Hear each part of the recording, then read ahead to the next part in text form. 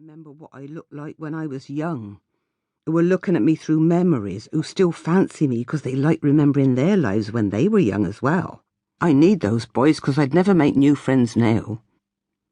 The old girl was standing in the churchyard like a dog without a master when I walked out the porch with my bags and my rucksack and my sadness over my shoulder.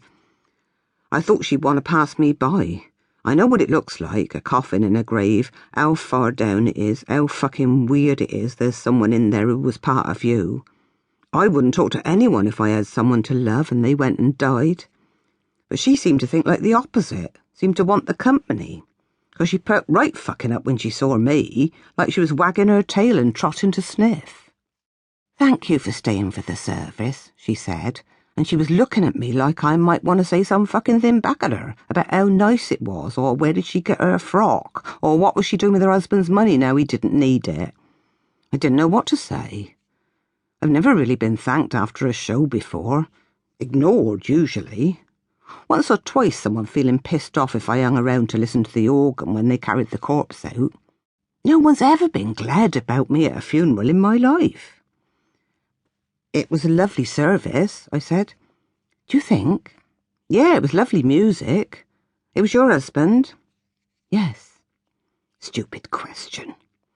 I watched her want to burn up, want to wither up. Of course it was her husband. People her age don't know no one except the one they're married to. That's why it's important to stay married if you can fool someone into marrying you, 'cause your world ends around you all the time you're growing older. "I'm sorry for your loss." She smiled, like she knew as well as I did what an empty fucking phrase is that one. "Thank you. Are you going back to your stall?" "Yeah, how do you know about my stall?" "I've seen you in the market. You're in front of the Guildhall. I used to walk past you on my way to the library. I used to go to get in books." I thought it was so strong of her she could say that. "Oh, right." "And mine, but I never read as fast as he did." "Yeah?" "He was always a better reader than I was. Have a good afternoon, then." She bowed her head like she was letting me pass, and I suppose she wanted me to fuck off, didn't she?